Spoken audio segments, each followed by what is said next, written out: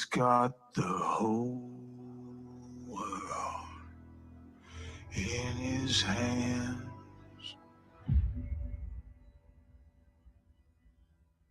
He's got the whole wide world in his hands. He's got the whole world in his hands. He's got the whole world in his hands.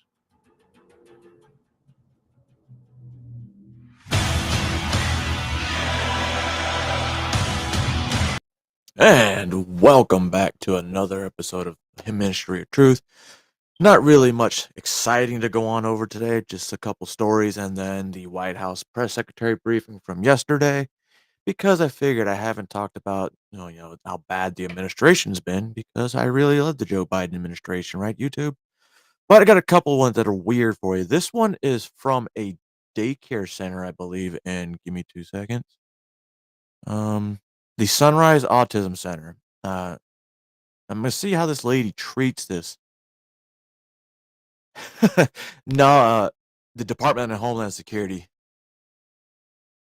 Apparently, because I'm deployed, I'm a domestic terrorist since 2009, apparently. But let's get into this first story, and it's sad because these are the kind of people that get paid to watch your kids, and being that it's an autistic kid makes it even fucking worse. You see her son playing in the corner before this worker grabs his hand and slams him to the ground. Ow! Oh no! He gets back on his feet, and again she throws him on the ground.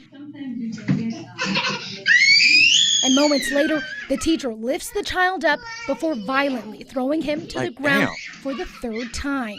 You see her son playing in the corner before this worker grabs his hand and slams him to the ground. Ow! Oh no! Shit's crazy. I think after the first time he realized that she wasn't playing. Like some people's children or kids or fuck, did I close the wrong one? Oh, give me a second, guys. I think I did. Son of a bitch. That's what happens when shit's live, yo. Now let's see if I can get it back in the right order.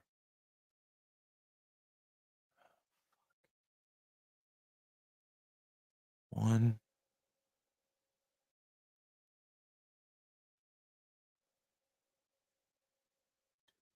Three. Five. All right. I got the videos. Let me put them back in the order I wanted.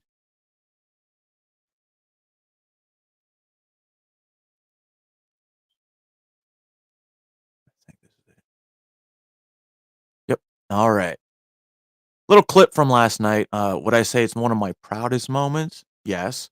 Because I don't give a shit what people think about me. You guys should know that by now. But I'm going to call something out when I see it.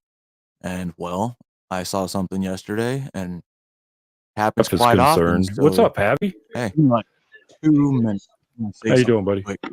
Listen, What's up? if you're Tommy and you're fucking doing a cat, trying to catch a fucking predator, right? If he's in the house with his wife and kids, stop fucking pressing him because you don't know what the fuck he's gonna do. And then if you're a bitch ass mod in his chat and you time me out for saying that, fuck you. You don't give a shit about kids. Tommy doesn't give a shit about kids. I don't care anymore. Tommy, you're a piece of shit. Oof. Good for you, Hobby. I still stick by my statement. Not changing it. I'm not retracting it. I'm not apologizing for it. When you're putting, and this I explained this to people last night. When you're trying to catch a predator. I get it. Do it. That's what you guys do. But in situations like that, and whoever said all he was doing was calling his name, and that I need to go rewatch the catch. Tell you what, I watched it the first time and I was commenting on it and I was timed out. All because I was like, hey, you shouldn't be doing this. right?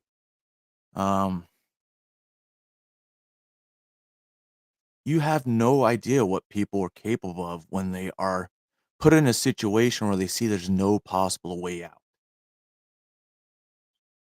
Oh, no, I'm going to be done after this one. This is just one thing I had to get out of the way.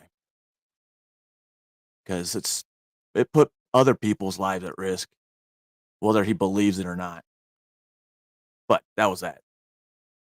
So we're going to go to corrupt. Anybody that lives in the state of Texas, if this is your representative, Henry Cellular, well, apparently he's been taking bribes from a country called fuck, man, it's a weird name. But it's a country on the western part of Asia and the eastern part of Europe. So it's probably one of those Russian-speaking countries because, well, they have an oil company that they are dealing with this company, and they were getting bribes. So let's see how great our leaders of America are. And, well, you can get away with anything if you're a political person, right? Think anything will ever happen? No. Look what happened to Diddy. He's disappeared from the news. But you know what? Donald Trump has 91 indictments. We are now getting breaking news out of Washington. CBS News has learned Congressman Henry Cuellar is being indicted by the Department of Justice. Cuellar and his wife are being charged with conspiracy, bribery, money laundering, and acting as an agent of a foreign principal. He denies any wrongdoing. The Texas congressman has served in the House of Representatives since 2005 and is the former co-chair of the Congressional Azerbaijan Now, here's the kicker. Apparently, he was investigated different for maybe something similar, but 2 years ago, his office was raided by the FBI. Yet he's still sitting there. I mean, what did that investigation go over? What's this going to do? Probably nothing, because you have that senator from Florida, was it, or New York, that was using what's the word I'm looking for? He was getting and giving information to the government, Egypt, acting as an agent for both countries. Guess what? Nothing happened to him. Back in 2022, his home and Texas office were searched by the FBI as part of an investigation into businessmen with connections to Azerbaijan.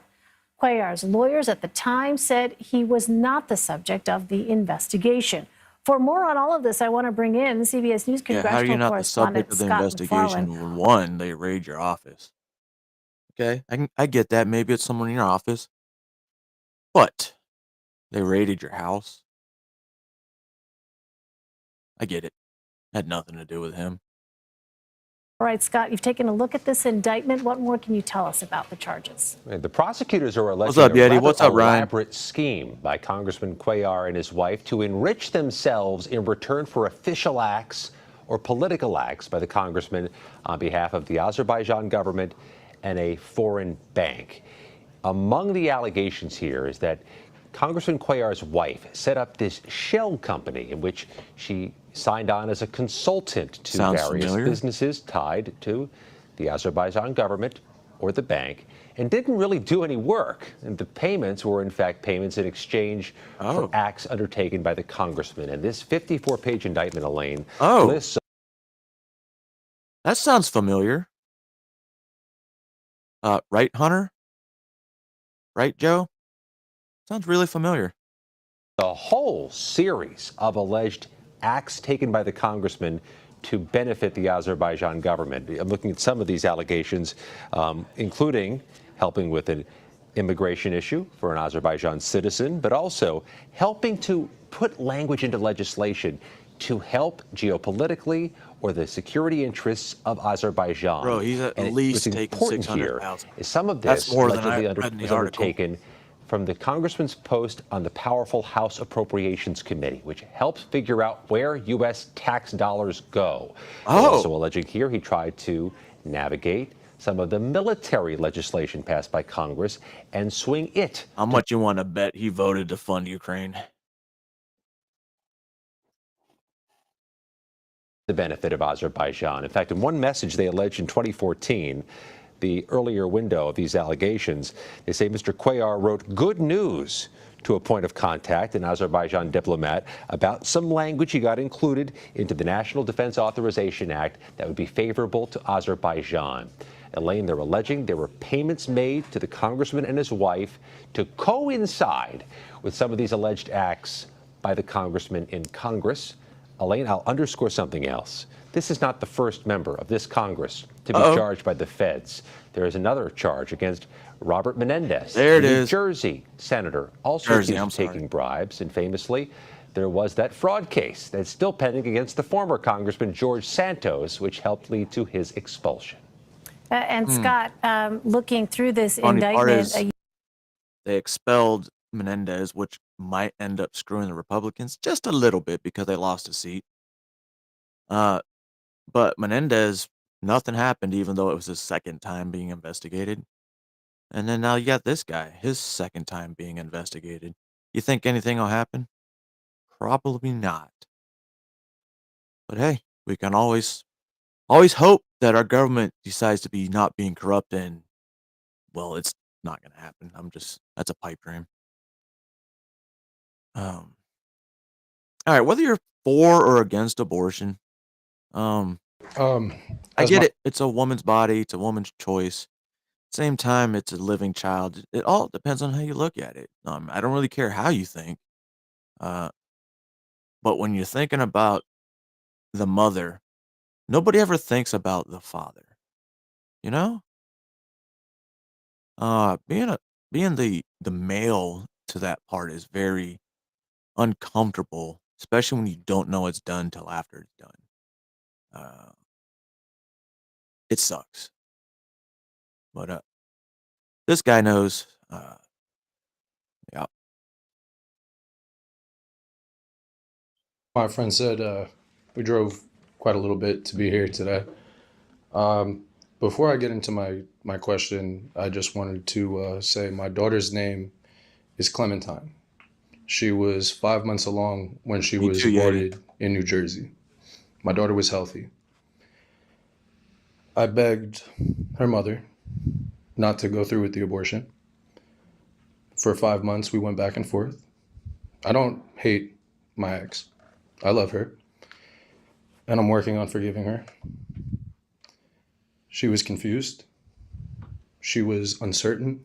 And she had doubts. Mike Tyson has doubts before he gets into a ring. This was an option, and she took that option, and she regrets it now. Oh. Why do you think, and this is just a thought that just came into my head, why do you think that people dehumanize my Clementine? Why wasn't she human enough for people to help me mourn? Why wasn't she human enough for people to talk about? My mother was given birth to prematurely at 5 months. My daughter was 5 months. I didn't get to say goodbye to my daughter. I didn't know about the abortion until after it happened. I begged her not to do the appointment. She told me that she canceled it. My daughter was 5 months and she was ripped apart. My daughter doesn't get a funeral. My daughter doesn't get respect. As my friend asked, medical testing on a healthy baby. Why? My girlfriend didn't pay for the abortion. The clinic did. How much money did they make off of my daughter's body? How many other babies did the doctor kill since she's been dead? This has been a month and 3 days. This happened March 12th and 13th. My daughter was conceived October 25th. She was supposed to be born July 20th. Yeah. My daughter was a person. My daughter is an angel. And I pray for her every single day. I talk to her. I still feel like she's there. I feel like on July 20th, my daughter's going to be there. She doesn't get a funeral. I have her sonogram picture the first time I heard her heartbeat. And I bring this up to people and I say, well, she had a heartbeat. Wasn't she a person? And I'm being told she's a fetus, which, by the way, everybody, that's Latin for offspring. Okay? So I don't know why we're speaking Latin. I speak English. And my daughter not only matters, but I do not want my daughter to be forgotten. I want my daughter's story to be talked about. I want her to be remembered She wasn't just a fetus. And yeah, maybe she was just a 10%. Maybe. But she was a lot more than that for me. For 5 months, I'm told by my friends, I'm crying over somebody I never met before. I'm told by people, well, she wasn't even a person. Yes. She was just a fetus. She wasn't even a baby. She wasn't fully developed. My daughter was still growing. And my relationship with my daughter was going to grow for the rest of our lives. Why isn't my daughter human enough for people to care? Why isn't my daughter woman enough for her to have a body and for her to have a choice? My original question when I was coming up here was, can I see the clamps? I don't want to see the clamps no more. I've heard enough about it and I've seen the pictures. And yeah, the guy said Wi-Fi and Google search. You could Google what it looks like. It's out there. I did. I wouldn't recommend it. I still have nightmares. My daughter was going to be beautiful, but now I don't know where she is. And I'm just so confused. And I get it. I'm just a man. You know what I mean? But men, we're not supposed to have feelings. As a father, because I'm still a father. As a father, I'm just supposed to I got forget. you, Eddie. I'm just kind supposed of to getting move to that on. point a little bit. And I'm confused. So my question really isn't for you because you understand. My question up, is Dom? really How for you doing, man? society. Why doesn't my daughter matter? Why wasn't she enough? Why didn't she get a chance to live? And ultimately, no, I'm not blaming my ex. She had doubt and she regrets it. Ultimately, this is our government's fault. We've stopped evil laws in the past in America, in Germany, and you guys know what I'm talking about. We came together and we stopped evil laws. This is an evil law that killed my daughter. Her mother did not kill her. Again, doctors like this man right here, you're not to blame. Thank you for doing what you're doing and thank you for speaking up. Oh, he switched because this is sides. important. Okay. And not enough men care enough to speak up. So thank you.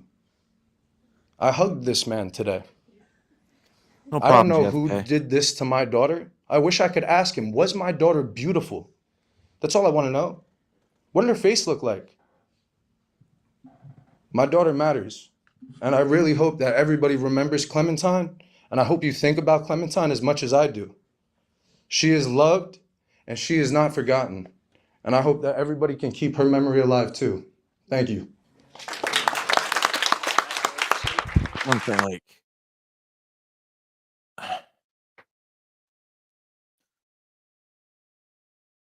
when they, it's so, like I said, it's personal choice, but at the same time, like,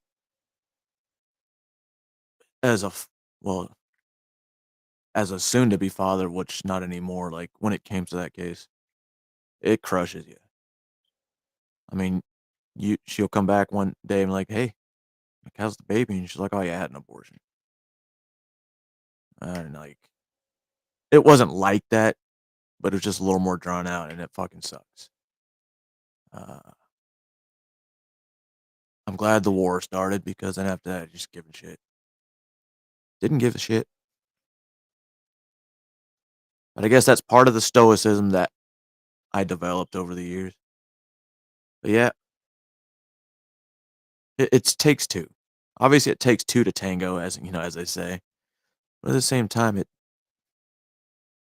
decision should be two people, unless the dad's a deadbeat dad. But it didn't sound like he was going to be a deadbeat. Like, he wanted to be with his ex, and happy grow with his young daughter.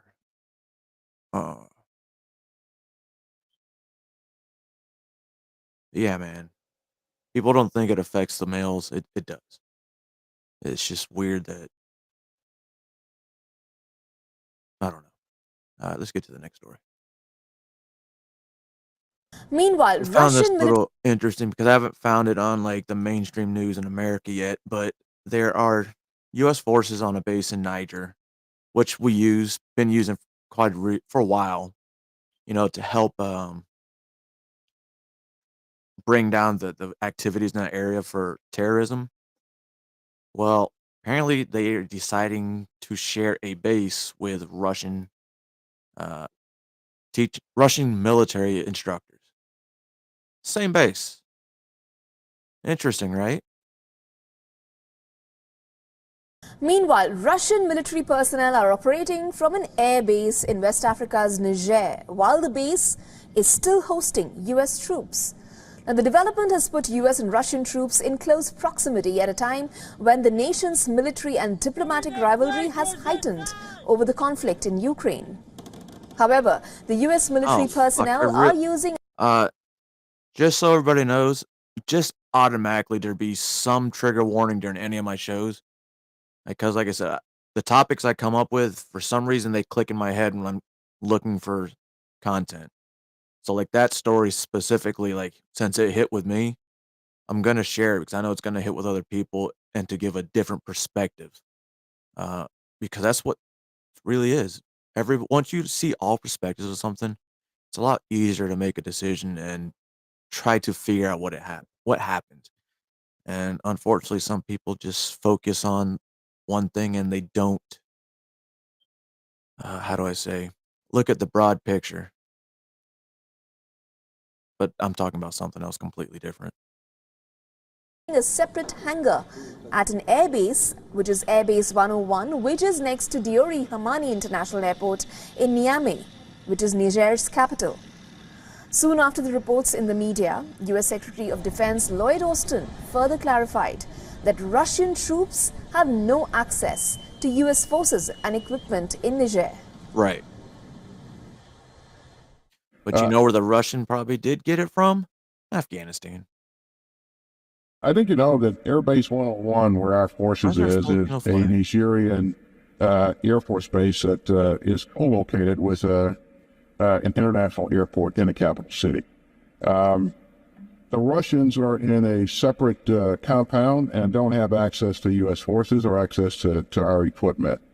And this is something that, you know, again, I'm always focused on the safety and the protection of our troops, something that we'll continue to watch. But right now, I don't see a significant issue here in terms of our force protection. Remember, he didn't see a significant issue, just like he didn't see a significant issue at Abbey Gate. Ooh, was that out loud? The arrival of Russian troops in the country follows Niger junta's decision to expel U.S. forces from the country. In the month of March, Niger's military government asked the U.S. to withdraw its forces from the country. Nearly 1,000 U.S. military personnel have been stationed in Niger to fight the insurgents who killed thousands of people and displaced millions more in the West African country. In this fight, Washington was Niger's key partner until military junta seized power in a July 2023 coup. The latest development, however, has raised questions about the fate of U.S. installations in the country. The U.S. and its allies have been forced to move their troops out of a number of African countries following military coups. Recently, U.S. troops left Chad, where French forces... So the U.S. troops leave these countries in Africa because of a military coup. Interesting. So we're occupying them until a coup happens, and then we exfil. That doesn't sound weird to anybody else. Left Mali and Burkina Faso.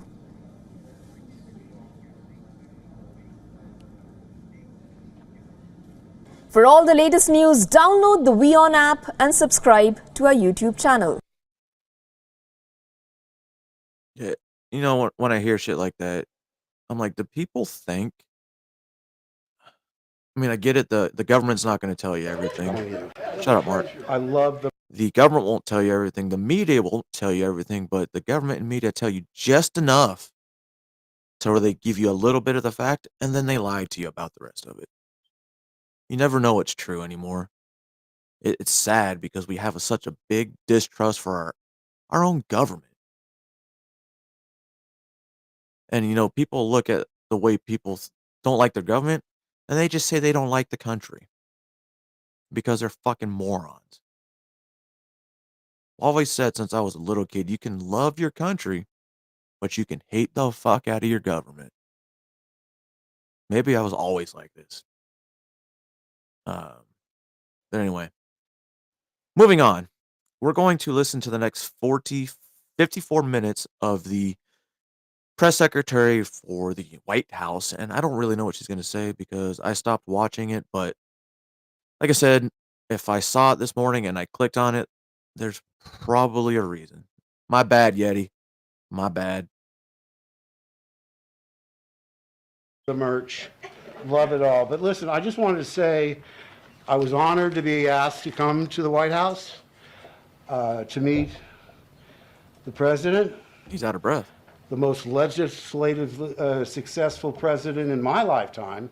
And, you know, I don't have to go through the list, the bipartisan infrastructure law, the PACT Act, the CHIPS Act, all of that, inflation, 15 million jobs. Look, it's all good. I mean, I was really thrilled to meet the entire staff because, you know, it's not just one person. Did you say 15 million jobs? A composite endeavor. And all these people, my goodness, you know, I mean, I had no didn't create idea. 15 million jobs, did he? I had no idea just what went into what is on his plate on a daily basis. So that's pretty much it. I'm open to questions, although no Star Wars questions, please. But I want to say once again how grateful I am, and it just shows you that one person can be so influential and so positive in our lives. And interesting. Again, thank you so much. And Peter Baker, I loved your book. Yes. Wow. Thank you, Mark Hamill, for being here. What did you ask? What did you talk about with the president? Well, first of all, I only expected to be there for like 5 minutes. He showed us all these photographs, and you know, it was really amazing to me because, you know, I was invited to the Carter White House, and I came, and then I came to the Obama White House. Well, was he hanging out with Hunter? I was invited into the Oval Office, and it was a large gathering. So this one was really extra special. All right, sir. So, yes. Biden bring up Star Wars too, sir? Well, you know, I called him Mr. President. He said, "You can call me Joe." And I said, "Can I call you Joby-Wan Kenobi?" And he liked that. But listen, I'm not really here to dominate. I have to turn it back over to our wonderful Press Secretary, Karine Jean-Pierre. So thank you all so much. You know what's funny? They literally tried to oust Karine Jean-Pierre as a press secretary about a year ago. And she was like, "Nope, fuck you guys." She was probably going to play that card. And here she is now, still spreading propaganda. Thank you. Okay. Thank you so much for being here. I got to get those shades. Thank you, guys. Thank you. No one ever claps for me when I get off the podium. Yes, we know. I'm just saying. I know, the unexpected. Expect the unexpected. I don't even know where to go from there, but I do have, now I feel very by myself. Let's let the team come in. Thank you. Thank you, Sam, for joining. Sure. All right, okay. I do have a couple things before we get into, turn it into some serious business and take your questions. Thank you so much for indulging us today. We thought that might be a nice thing to do for you all to see Mark Hamill as he was here, as you just heard, visiting with the president. Yeah, I was so President happy to Biden, see Mark Hamill. I had to go change my here underwear. today. So today marks World Press Freedom Day, an occasion that highlights the importance of a free press, both of our democracy here in the United States and for our societies around the world. From exposing corruption and human rights abuses to covering communities and conflicts the world over, journalists risk their lives. And pedophiles and Hunter Biden and Burisma and Russia. And are we going to figure out those ones? Is that free press? Can we talk about those? Every day in the pursuit of truth, in a statement this morning, President Biden reaffirmed his commitment to support and take action in defense of media freedom. The Biden-Harris administration has already launched a robust government-wide campaign and built a coalition of countries to counter the proliferation and misuse of commercial spyware, which has been misused against journalists, and continues to provide legal and other support for media who face persecution around the world. The president also called again for the immediate, unconditional release of all journalists who have been detained around the world, including the Wall Street Journal's Evan Gershkovich, Radio Free Europe Radio Liberty's Alsu Kamashiva, and of course, Austin Tice in Syria. In the coming weeks, the president will take executive action in response to the global crackdown on press freedom, declare it a grave threat to national security, and authorize measures including sanctions and Strange, because they're visas talking bans. about having free media, but the media in the United States is far from free. You know, you have to become an independent journalist to actually let people know the truth. Because the mainstream media, like I said, they'll give you a little bite, and they won't even fucking tell you. Against those who attempt to silence the press. The United States stands by media around the world and will continue to do our part to support their important work. Today, we also have another important day event happening later today. President Biden, is naming 19 recipients of the Presidential Medal of Freedom. The Presidential Medal of Freedom Listen, is if the this nation's... cocksucker is going to give one of those medals to Nancy Pelosi for what she did on January 6th, that medal means jack shit. I mean, Joe Biden's got one, so go figure. Highest civilian honor presented to individuals who have made exemplary contributions to the prosperity, values, or security of the United States, world peace, or other significant societal, public, or private endeavors. We're honored to have these individuals or members of their families come to the White House today to celebrate their service. President Biden often says there is nothing beyond our capacity when we act together. These 19 Americans consistently demonstrated over their careers the power of community, hard work, and service. Finally, this morning, Secretary of Education Miguel Cardona sent a letter to schools addressing the sharp rise in anti-Semitic hate on college campuses. His letter made clear to schools that not only is anti-Semitism abhorrent and unacceptable, it is also discrimination prohibited under Title VI of the Civil Rights Act of 1964. Secretary Cardona reminded schools that the Department of Education provides a number of resources, including trainings, technical assistance, to ensure that school environments... All right, shut up, Karine. Let's go over this list of Biden's Presidential Medal of Freedom awardees coming up in the future. So, first name on the list, Michael Bloomberg. Interesting. Isn't he media? Mayor Michael Bloomberg is an entrepreneur, philanthropist, and three-term mayor. He revolutionized the financial information industry and transformed New York City's education, environment, public health, and the arts. Everybody give Bloomberg a hand. All right. Next on the list to receive the Presidential Medal of Freedom, we have Mr. Gregory J. Boyle. I've actually never heard of this guy. Father Greg Boyle is a Jesuit Catholic priest who is the founder and director of Homeboy Industries. What? That doesn't even sound right. Sorry. And director of Homeboy Industries, the world's largest gang intervention and rehabilitation program. He has helped thousands of Angelinos turn their lives around. That's a weird thing. All right. Never heard of him. All right. Next on the list is Mr. James E. Clyburn. Representative Jim Clyburn is the former assistant Democratic leader and majority whip in the United States House of Representatives. Through his 3 decades in the House, Representative Clyburn has transformed the lives of millions of Americans to create a freer country. Right. Thanks, James. Appreciate you. Oh, here we go. Elizabeth Dole can come into the stage. Senator Elizabeth Dole has served her country as a trailblazing United States Senator, Secretary of Transportation, Secretary of Labor, and the President of the American Red Cross. She leads by example through her foundation's support for military caregivers and families. All right. Wow. All right, next on the list, Phil Donahue.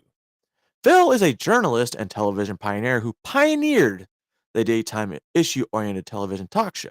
Donahue was the first daytime talk show to feature audience participation in one of the most influential television programs of all time. Its time, sorry. I remember seeing Phil Donahue on TV. Did I watch it? No. Those daytime talk shows were dumb.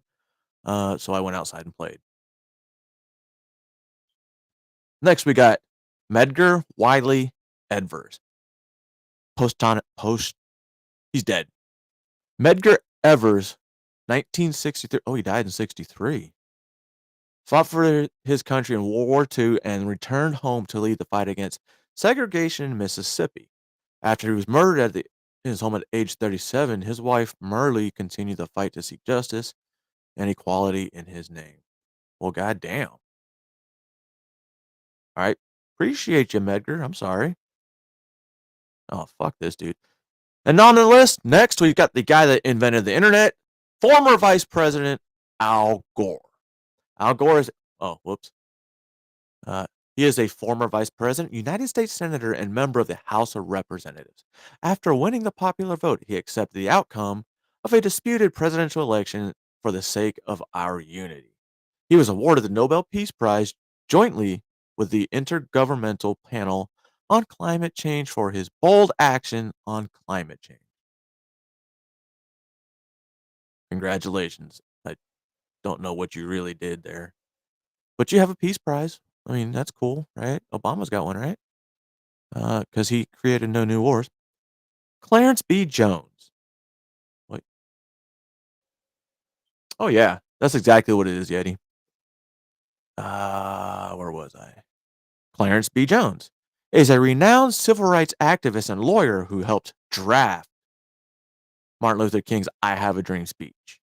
Jones was instrumental in preserving Dr. King's legacy and remains an outspoken force against hate.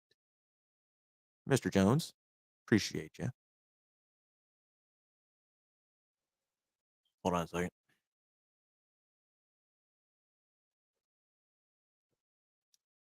John Forbes Kerry. Oh, are you fucking kidding me? Piece of shit. Secretary John Kerry is a former Secretary of State, U.S. Senator, and the first special presidential envoy for climate. His bravery in combat during the Vietnam War earned him the Silver Star and the Bronze Star. And history will remember his public service career has spanned 7 decades. This son of a bitch been in politics for 70 years. Fuck. Another posthumous. Oh my god, I knew it'd get posthumous. Senator Frank Lattenberg died in 2013, was a 5-term U.S. state senator and New Jersey's longest serving senator. He is remembered for his critical work on environmental protection and consumer safety across a number of fields. You know, I'm getting kind of like a environmentalist vibe going with all these people. Minus the civil rights guys. Jesus Christ, there's a lot of people. Kathleen Ledecky is the most decorated female swimmer in history, an athletic prodigy who's won 7 Olympic gold medals and 21 world championship medals so far. She will continue to compete for the nation, who watches her in awe. That deserves a Presidential Medal of Freedom? Okay. Yeah. Good job. Go get some more gold medals. Did Michael Phelps get one yet? Probably not. Opal Lee is an educator and activist known for her efforts to make Juneteenth a federal recognized holiday. More than 150 years after the day in Texas, she joined President Biden to officially make Juneteenth a national holiday in 2021.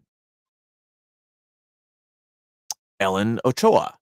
Ellen Ochoa is the first Hispanic woman in space and second female director of NASA's renowned Johnson Space Center. Dr. Ochoa was flown into space 4 times, logged nearly 1,000 hours in orbit, and continues to inspire young generations of scientists. Yeah. I didn't know who that was until I just read that.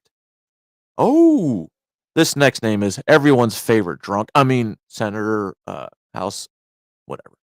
Nancy D'Alessandro Pelosi served as a 52nd Speaker of the House and represented San Francisco in Congress for more than 36 years.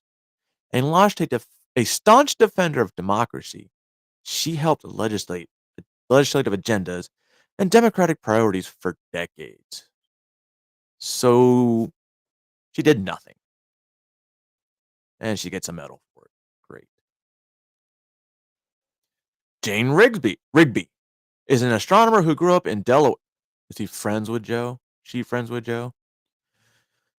Grew up in Delaware, is the chief scientist of the world's most powerful telescope. A prolific researcher, Dr. Rigby embodies the American spirit of adventure and wonder. Right, Yeti? San Francisco is the greatest place in the world, right? Teresa Romero is the president of the United Farm Workers and the first Latina to become president of a national union in the United States. She has secured key victories to improve the lives of workers who feed and fuel our nation. Congratulations, Miss Romero. Julie Shepard is the founder of the Matthew Shepard Foundation, an organization created in honor of her son who was murdered in one of the nation's most notorious anti-gay hate crimes. Her work has driven tremendous progress in the fight to give hate no safe harbor. Well, that's really not working out, Judy. You might want to step up your game. James Francis Thorpe. Just on it.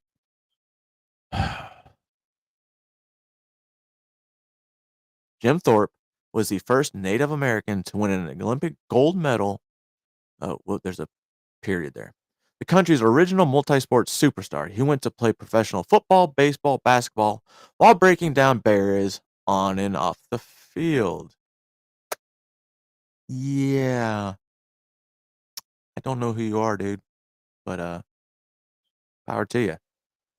Michelle Yeoh is an actress known for her groundbreaking work in a number of blockbusters over 4 decades. Recently, she became, the first Asian to win the Academy Award for Best Actress. Yeoh continues to shatter stereotypes and enrich American culture. Damn, I must not be down with the boomers because I have no idea who that fucking is. Sorry. All right, back to our regularly scheduled program. Are free of discrimination. His letter comes one day after President Biden spoke to this very subject. As you all know, Americans have a right to free speech and peacefully protest, but breaking into buildings, destroying property, and shutting down campuses is not peaceful protest. Say what? Would you like to repeat that for us, for the people in the back that didn't hear it? And peacefully protest, but breaking into buildings, destroying property, and shutting down campuses is not peaceful protest. There's also no place on college campuses or in America for anti-Semitism. This administration will continue to defend free speech while standing up for the rule of law. And Josh, good to see you. Good to see you, Kareem. May the force be with you. May the force be with you, or tomorrow, the fourth be with you, however you want to look at it. Let's hope we killed off the Star Wars jokes for the rest of the briefing. I doubt it. I feel like there's more coming. So, 3 subjects. Yeah. First, a top orthopedic surgeon at Shifa has apparently died in Israeli custody. He was 50 years old. If medical personnel are not going to be exempt from the war, how can Gazans hope to have any medical care? And what can you say to other doctors working in that area? And so, look, that is a devastating news and devastating to hear. And our hearts go out to friends and Oh, families. there it is. She's lying. Watch the eyes. Friends and families. That is certainly one of the hardest news that you can hear, a family member can hear, especially as someone is providing care in this situation in Gaza, where we know humanitarian aid is dire, and the innocent people of Gaza, the Palestinian citizens, obviously need that care. They need that assistance. So it is obviously devastating to hear. And the president has said, and has said very clearly, that when it comes to people who are citizens who are in Gaza providing that all-important care, humanitarian aid, humanitarian care, they need to be protected. They should be protected. And so certainly those conversations are going to continue. We believe that certainly Israel has made, the Israeli government has taken efforts to do just that, and has taken into account our concerns. And so we're going to continue to have those conversations. But it is heartbreaking to hear. I can't speak. Israel doesn't care about our concerns, and we don't really care about the concerns because we keep sending them more fucking money and weapons. More money and weapons. Just like we used in Ukraine, where they launched 4 of them into Crimea. U.S. missiles launched by Ukraine into Crimea. 4 of them. Speak specifically to that case and what occurred. Obviously, someone's life was lost, and we have to be certainly mindful. And we're at this time, I can offer my condolences. And we want to make sure innocent lives, innocent civilians, people who are certainly offering that humanitarian aid, their lives are protected as they're doing so.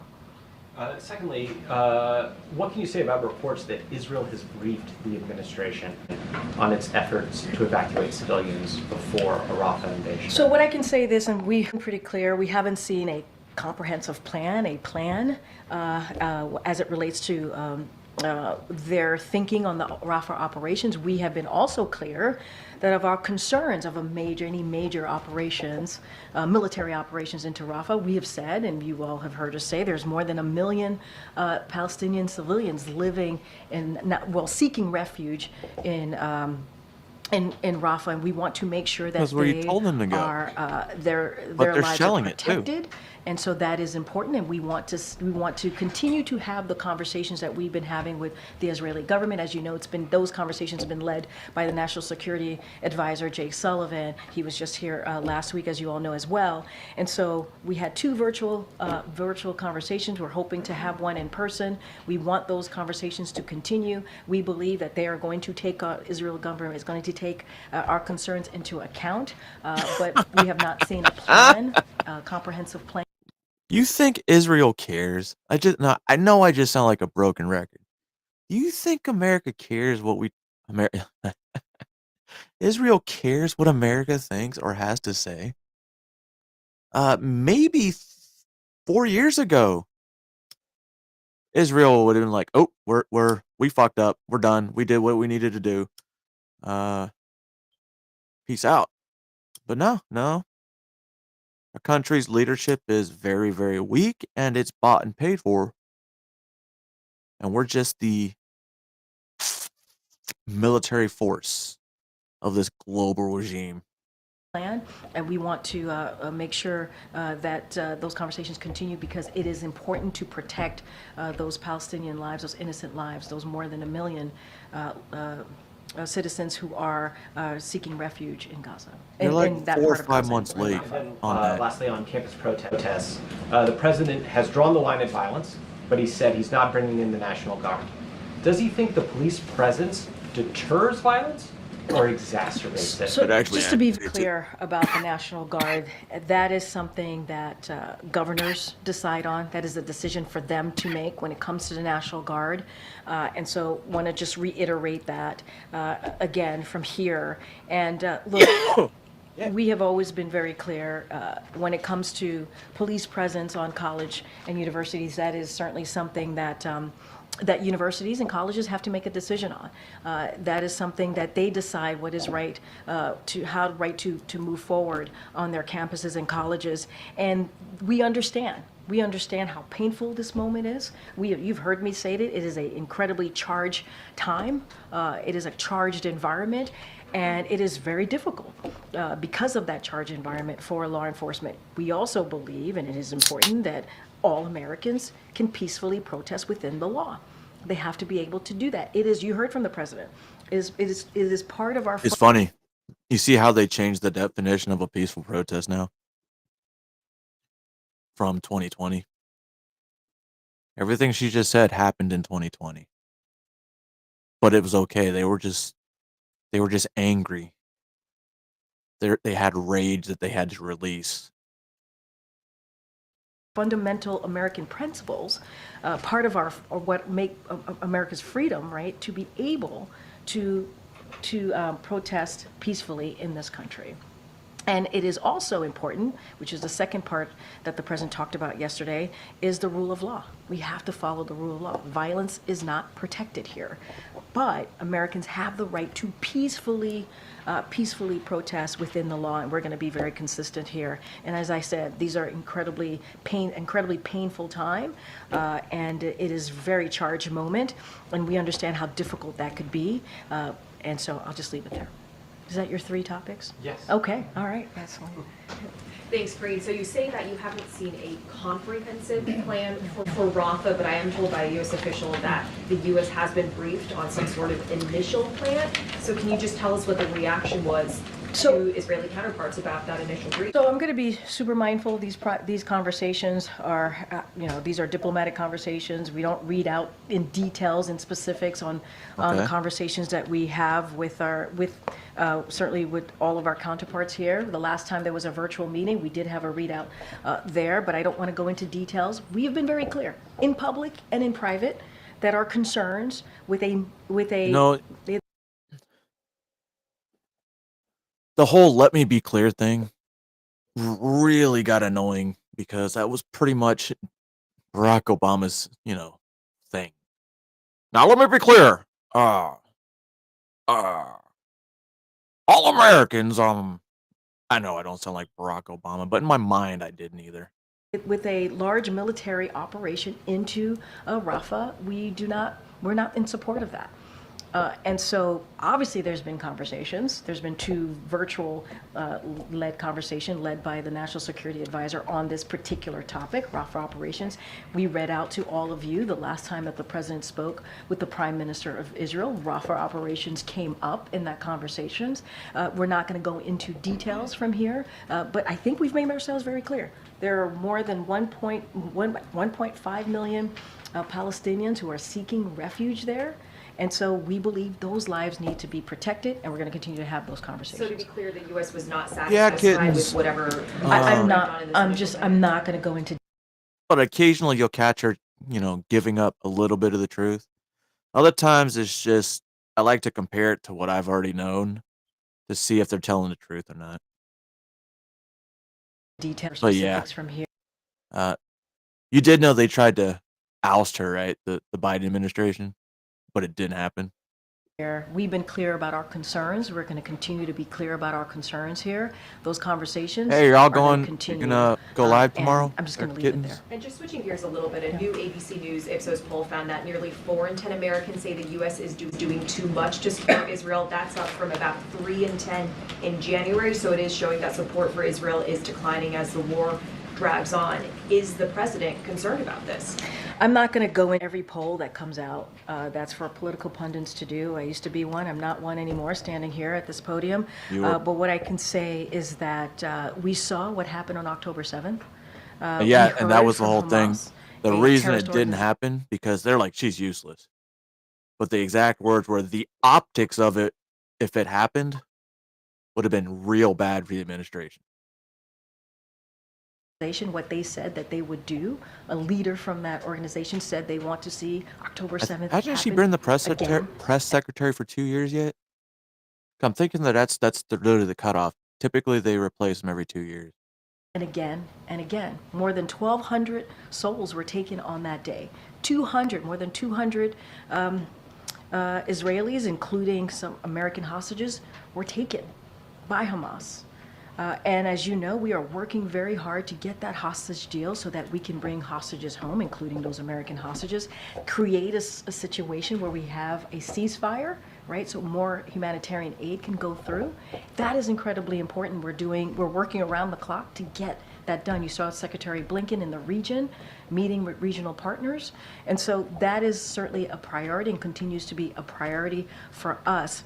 Our commitment to Israel's security is ironclad, as I've said, and we have said many times. They live in a tough neighborhood. It's got way too much head And we movement. saw what Iran did, right? They launched missiles and drones into Israel, and it wasn't just us that stepped in. It was leaders in the region that stepped in to make sure that they were able to defend themselves at that time. And so we want to get that hostage deal. That's what we want to see. We want to make sure. Listen, Karine, I think at this that- point, if you're still searching for hostages and they've been doing indiscriminate bombing, do you really think there's still hostages alive? Come on. Did anybody really think they're alive? Considering they have a lack of food, a lack of water. And if you listen to one of the ladies, she said she was consistently getting raped. I mean, Hamas is a fucking pile of dog shit. But do you think there's really hostages? I mean, let's be honest. That innocent Palestinian lives are protected. That's why we're looking into the Rafah operations and having those conversations. But getting that hostage deal is so critical to bring hostages home, to get that more humanitarian aid in, and to have a ceasefire. And we are committed to doing that, and you see that from this president. Thank you, Karine. You said that the U.S. has been clear about concerns about invading Rafah. Has it been clear about potential consequences if Israel moves forward? Look, I'm not going to go into speculations or what consequences might be. We've made our concerns publicly and privately to the Israeli government. I just mentioned the president had a conversation with the prime minister in his last call with him, and Rafah operations came up. I'm not going to go into specifics. I'm not going to go into details. We have been very clear. There are 1.5 million Palestinians who are seeking refuge in Rafah, and we want to make sure those lives are protected. Understanding that Okay, kids, appreciate Israel it. needs to also I mean, you guys defend are. itself, and having I those clicked the bell for you Hamas guys, so if it operators happens, there, I'll see it. We understand that they want to dismantle Hamas, and we understand that is a priority, obviously, and we certainly. It sounds like when Karine talks and they ask these questions, it's a lot like when you're testifying before Congress. If you just say it a little bit differently and then you repeat the same question but make it sound like an answer, it's that big circle. Like this chick has no idea what she's fucking talking about, and the whole fucking script is there right in front of her. A lot of times they already know these questions that are coming, and then when they throw the curveballs at them, she's like, fuck, and she starts blinking and stuttering, and they say, well, you're gonna have to look to the press secretary of the DHS for that one. Appreciate that. We also want to make sure that those 1.5 million lives, Palestinian lives who are seeking refuge there, are protected. And we believe there's a way to do that, and we're going to have those conversations. I'm not going to get into But at the same time, Wolfman, I like watching these because they hear the press asking questions that, oh, this should be transparent. No, oh, never mind, not transparent. So you don't want America to know the reality about it. Okay, got you. Thanks. We have learned that the King of Jordan is meeting with President Biden here at the White House next week. Can you share any details and talk about what's on the agenda? So I can confirm that King Abdullah of Jordan will participate in a private meeting with President Biden at the White House next week while he is in town. I don't have any more details for you at this time. Certainly we will provide a readout when that occurs, but I can confirm that meeting is indeed happening next week. And then just to close the loop, what was Mark Hamill doing here today? He said he was having a meeting. Did you not like having him here? No, I mean, that was like, we all love It seeing sounded, him, it but- sounded, it sounded very kind of like, why here? He said it himself. We wanted to make sure that he provided, which is one of the reasons he spoke to why he was here himself. He wanted to meet with the president. They had a meeting, and. Well, I mean, you guys asked him questions. They had a meeting about what the president has been able to do on behalf of the American people. Mark Hamill was in town. They met. Oh, I dude, think don't it get me was, started on fucking Kirby. That dude is a piece of shit sellout who basically spent my time in the U.S. Navy, made admiral. Now I work some big name countries, and now I work for the government, making 3 times the amount I was making, and I'm still getting retirement pay. It was important as someone you all know Mark Hamill. He is someone who is very much invested in our country, very much invested in the direction of this country, and so they had a meeting. It was he went into that meeting, and we thought it would be fun for him to come out here and lighten up the room a little bit on a Friday. We also believe that you guys there's some Star Wars fans in here, but the president meets with a lot of people. There's a lot of people that come through the White House that the president has an opportunity to sit down and talk with. You just happen to see Mark Hamill today because we thought it would be a nice gesture to have him come out and say hello. But I really wouldn't put too much into it. He meets with a lot of people here. Thank you. Yeah. All right. Jeez. Rija is not happy about Mark Hamill being here. That's okay. I'm not going to tell him. He's not watching probably. I won't tell him. I haven't. Do you not like Star Wars? You have not seen Star Wars? I will now. Never seen it. I will now. I know. That's why that All right. happened, folks. Weird question. I know Vlad was talking about it yesterday too. Who here? There's only 6 of you, so the answer should be quick. Who hasn't seen Star Wars? Any of the movies? Just curious. That's why I got the question.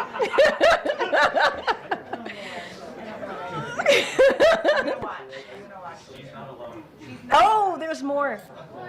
Oh yeah, they're not going all to right, mention I'm gonna let that Cockknocker. go. They should have. Let's continue. Oh, thank you, Gabe. All right, thank you. Well, I'm Gabe. not We a thought fan of the it's Star Friday, Wars y'all. series, It's so yeah, Friday. A little bit of, there's more you than know, 3. A little bit of fun, But Star Wars fun. I'll tell you one thing I did like about Good. Star Wars Now let's transition to Monopoly, I guess you can say it, is Knights of the Old Republic. That was a fucking game. what you actually want to talk about. Yeah. I want to pick up on what Selena had asked. Yeah. Look, I know you said that you don't want to get into specifics, but just want to make sure we understand you and we're clear. You did say that Israel has not provided a comprehensive plan to invade Rafah. However, our reporting and reportings of others have suggested that they have briefed the White House on a plan. So what you're saying, by not saying comprehensive, saying that you have a plan, but you just don't think it's good enough. What I can say is that they have certainly. There's been conversations. I figured that have Dom would be the happened one. over the last 2 virtual meetings, and what I can say is. We have been clear on our position. We continue to be Is it on clear our TV, position. Kittens, or is it like, do you have We've this? expressed our concerns. Oh, with everything's a on major demand ground now. Never invasion mind. in Rafah. We've been very clear about that, which would have significant risk against civilian casualties. And outline an alternative course of action. We have done that for them. Outline an alternative course of action for Israel to dismantle Hamas. Ah, okay. So you could imagine, that there's been some back and forth on that, and so. We believe Israel will take our concerns on board. They will take our accounts into consideration as they plan their next operations. And so we'll continue to have these conversations. We'll continue to have these conversations. Could this be a tactic on the part of Israel to try and pressure Hamas to take? That's literally something for Israel to speak to. I cannot speak to their tactics. I cannot speak to their plan. I will say and reiterate that we are working very hard to get a hostage. When I sit back and listen to her talk, I'd circle back, girl. At least she was stupid and sometimes useful. Deal, obviously, and actually, what I will say is, Hamas has that deal. That is on the table. They need to take that deal. And you've seen us be very clear about that. You've heard from the Secretary Blinken this week. And so we need that hostage deal so that that could lead us to a ceasefire that can get those hostages home, including American hostages. And so we think it's important to get that done. But there is a hostage deal. It's on the table. Hamas needs to take it. On a separate topic, My cat thinks I'm a fucking obstacle course right now. One of the recipients today of the Presidential Medal of Freedom will be Congressman Jim Clyburn. He had some comments earlier today where he agreed with Senator Bernie Sanders' assertion that the Israel-Hamas war could be President Biden's Vietnam. What's your response to that? So, look, a couple of things. I want to be super careful because that's kind of leading into a campaign space.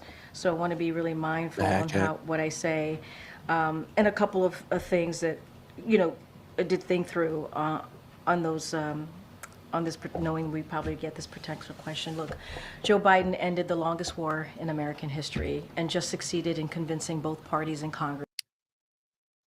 Incorrect. Joe Biden did not end the longest war in history, technically. Donald Trump already had something in process that would have taken every U.S. troop out of Afghanistan. And Joe Biden got in office and he's like, man, fuck that. I'm going to do what I want.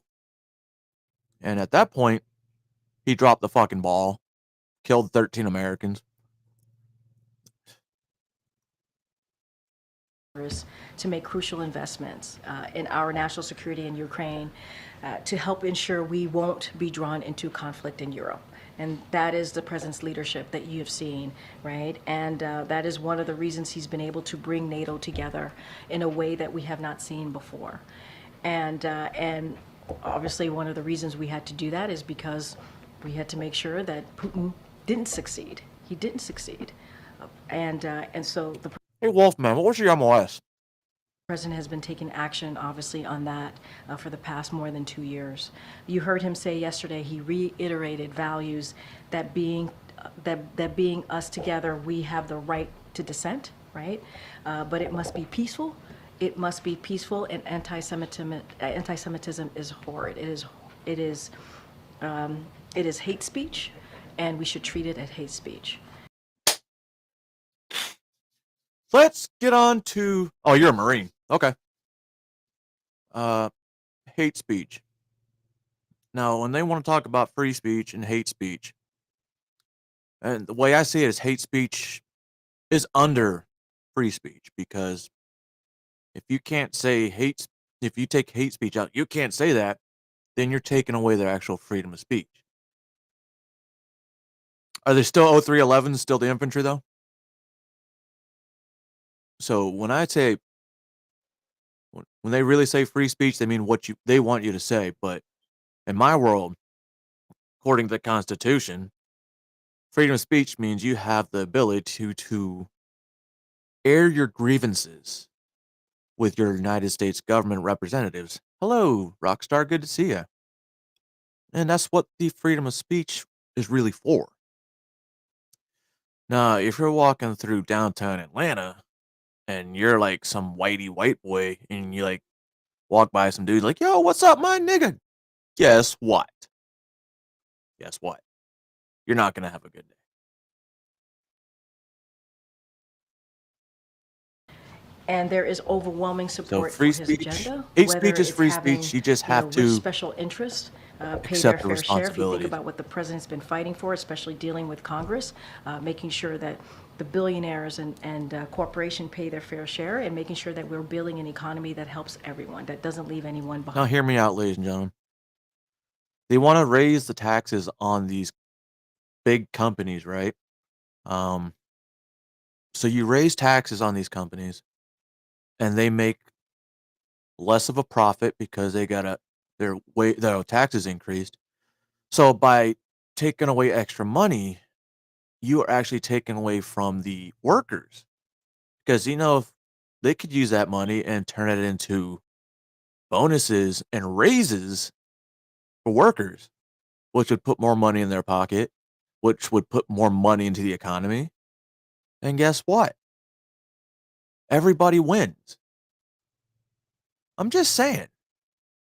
Maybe I'm stupid when it comes to that, but it seems like a good idea. But what do I know? I'm what's the word? Insane. And so you've heard him talk about that, beating big pharma, lowering healthcare costs, making sure that we move forward with his. Wait a minute. Everybody look at your chat.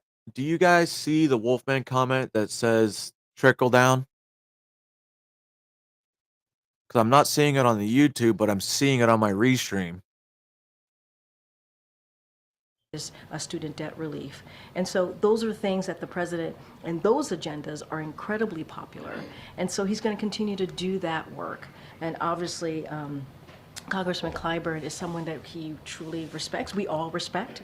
And so just, want to be mindful because it's connected to a campaign-related question, but this is a president who has taken action to make sure that he does everything, on behalf of wow, right, it's whether not it's showing national up on mine. security or moving forward with domestic policies His that last the two American people comments. want us to move forward on. So the White House disagrees with that characterization. Look, I think I just laid out what we But believe see, now I can we see have been really able to accomplish here, and the comment you made about the white folks and then the trickle down. It's not showing up on my YouTube side, but as you can see, it's on the upper right corner of my screen. more than 3 years in this administration. I think they have their opinions and they're allowed to their But I'm opinions. seeing all this. Hold on a second. And we respect what their opinions on this. Does the U.S. believe Why that is the Rafah that? operation is imminent? That's something for Israel to speak to. What I can say is we've made our concerns very clear, Okay. publicly and privately. That's- We've had that's good to know. two virtual conversations that have been led by the National Security Advisor, as you I know, see him Jake now. Sullivan. He Thanks, was here Rockstar. last week speaking to this. We are going to continue to be very, very clear on where we stand on this and our concerns for innocent civilian lives, more than 1 million innocent civilian lives that are now in Rafah that are seeking refuge there. I can't speak to a timeline. That is certainly for Yeah, you said Israel that 20 to speak minutes to. ago. What we will say is we've made our concerns very, very clear. The deadline for the administration to report to Congress on whether Israel is abiding by international law, that is next Wait Wednesday. a Do you minute. know- Are they letting all the Asian people speak this time? You want to know why I asked that question? Because it's May, better known as Asian Pacific Islander Month. Hell, motherfucking yeah. The president himself has made a personal decision on that or has a personal view on that at this point? Nothing to read at this time. Just on another topic, the speech that he is giving on Tuesday for the Holocaust Memorial Museum, can you give us a sense of how he is preparing for that, how the team is preparing for that? So let me just say a couple things here, and you've heard us say many times before, and we'll continue to underscore how fighting anti-Semitism is at the core of who this president is. Are you really using your real name? He was moved to run by the grotesque display of anti-Semitism in Charlottesville, as you all know and covered. Some of you covered back in 2017, and like I mentioned on Monday, he will deliver the keynote address at the U.S. Holocaust Memorial Museum annual Days of Remembrance ceremony. During the Days of Remembrance, we remember and mourn the 6 million Jews who were systematically murdered by the Nazis and their. So here's what's going to happen when Joe Biden gets up to do this speech, right? He's going to be like, when I was a young man, I also had an uncle that died in the Holocaust. I know I'm Irish, but I do have Jewish ancestry, and I'm so glad I could be here to remember my uncle. I don't remember his name because, well, just, all right. Well, moving on with my speech. Because you remember, his uncle got eaten by cannibals in Papua New Guinea. Their collaborators during World War II. The president will discuss our moral duty to combat the rising scourge of anti-Semitism in the Biden-Harris administration's work to implementing the first ever national strategy counter anti-Semitism to make real the promise of never, ever, ever again. This is when it comes to speeches, important big moments like this, the president obviously takes this very seriously.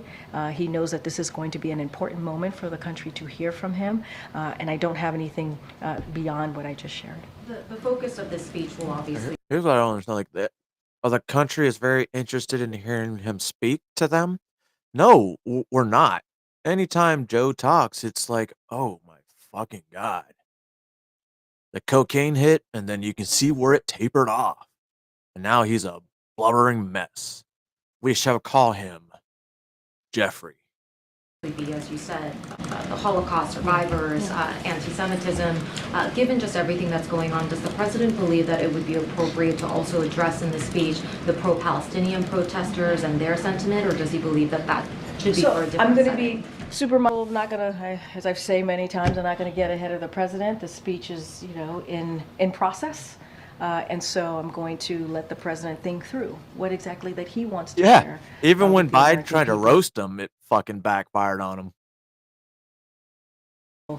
Obviously, as I just stated at the beginning of my answer to you, fighting anti-Semitism is at the core of this president, and we have seen a rise in anti-Semitism, and we want to make sure that we make it very clear that it is.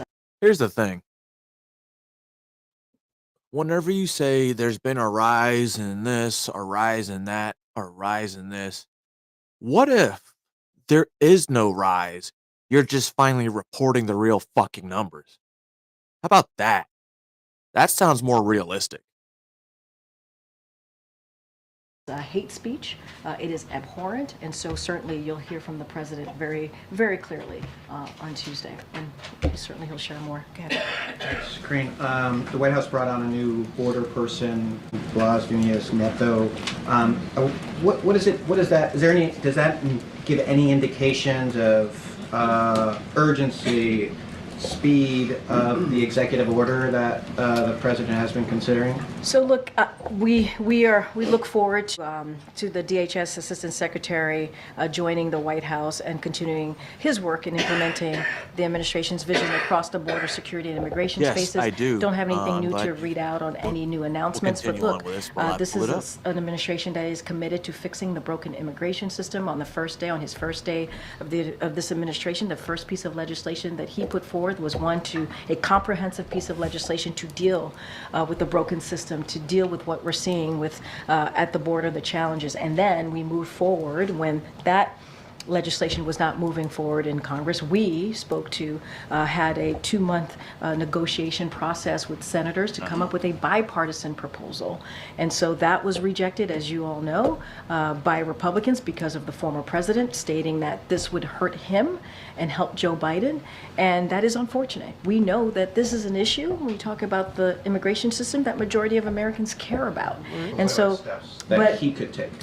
Look, we believe that the bipartisan border security agreement that came out of the Senate that was rejected by Republicans. I'm glad you said that, Ruth. So if you look at Trump, he's going back and forth through court to these rallies, to going down and meeting the people of New York, buying firefighters pizza, going to a bodega.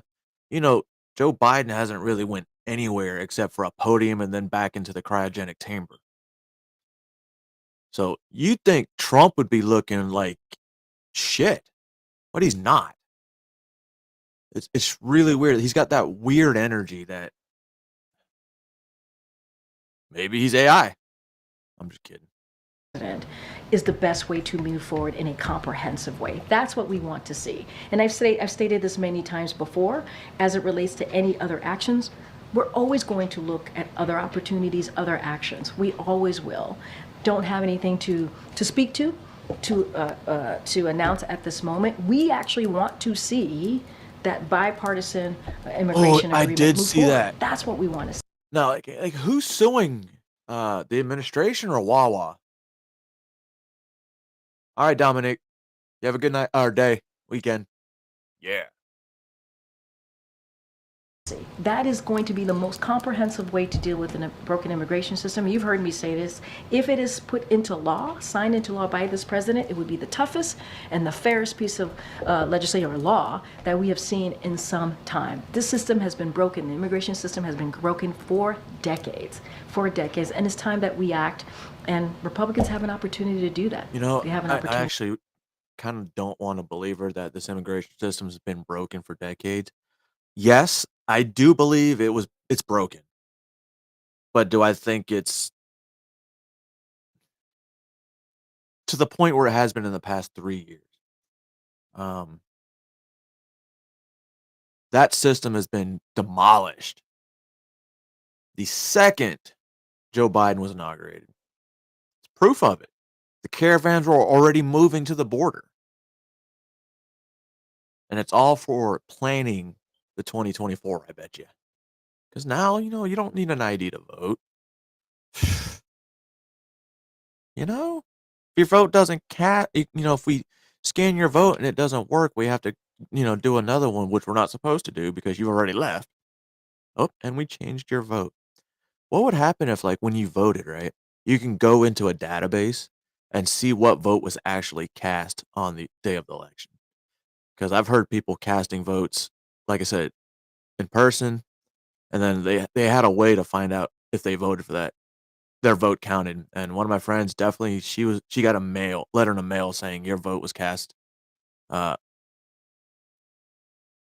much stating the fact that that vote shouldn't have counted, because they changed it. It was weird. I put it on Instagram, but that was like a couple years ago. I don't even know if it's still there. You do that. Go ahead, April. Kareem, there's some very loud voices that are out there asking for President Joe Biden to issue a pardon to Marilyn Mosby, the former Baltimore City State's attorney who is waiting for sentencing, could face 40 years for taking her own money out of a retirement account to buy a house. And this group, to include Bakari Sellers and Angela Rye, have pulled together a lot of civil rights leaders. What is the president's thought about all of this, especially as she was one of those who really was groundbreaking in efforts of policing and accountability? And Bakari Sellers says that it looks like political persecution as well as retribution for what she did many years ago in the Freddie Gray case that still has yet to have accountability for his death. So I want to be really mindful here, Oh, here we go. because that is obviously a Department of Justice process, and I don't want to be certainly speaking to any individual. So okay, since it's a Department of whatever the fuck you just said, Justice. So who's actually pardoning them? Joe? I don't think so. I don't even think Joe has met the person. But you know who has met some of the people he pardoned? Never mind.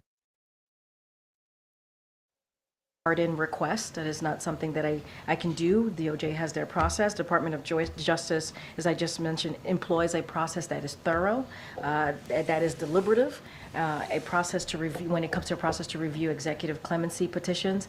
And then individuals obviously submit their applications there. There's an application process. Want to be super mindful, don't want to speak to an individual case here, and so I'm going to be really mindful. This is a Department of Justice kind of jurisdiction, and so just going to leave it there. But the president could indeed say, yes, I would like to see this happen, and add his voice to this petition? Well, this is a Department of Justice. They go through a process. It's very thorough. Right. It's very deliberative.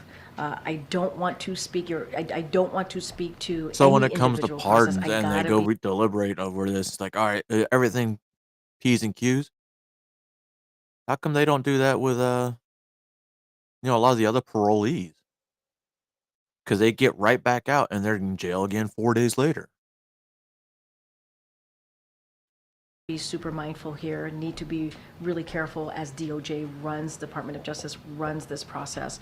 And so there is a application process for individuals. Certainly there's a route for them to go. I want to be really, really mindful. This is not something that we do from here, from this podium, as you can understand. No, go ahead, Rachel, go ahead. But, I mean, I get what you're saying, that there's an application process, but can the president support, or can the vice president and the president support the fact, yes, there should be a pardon, even if there is an application process, whether it happens or not? As you know, when the president and the vice president weighs in. Hey, I'm going to play this video for it because I'm kind of done listening to this bitch. Tell me this isn't the same guy that we have today. Not only our Muslim communities, but African communities, Asian communities, Hispanic communities, and the wave still continues. It's not going to stop. Did you, Wolfman? What happened? Because he won't let me up, period. He sees my name and ignores me. Nor should we want it to stop. As a matter of fact, it's one of the things I think we can be most proud of. So there's a second thing in that black box, an unrelenting stream of immigration, non-stop. Folks like me who were Caucasian of European descent, for the first time in 2017, will be in an absolute minority in the United States of America. Absolute minority. Oh. Fewer than 50%. You're not the minority color, Joe. That's false. Of the people in America from then and on will be. Oh, see, I missed that because I stopped following. Oh, stop watching, Jeff. It's like a fucking downward spiral. White European stock. That's not a bad thing. Whoa! That's a absolute minority. Fewer than 50% of the people in America from then and on will be white European stock. That's not a bad thing. That's a source of our strength. And so. Oh. All right. That was interesting.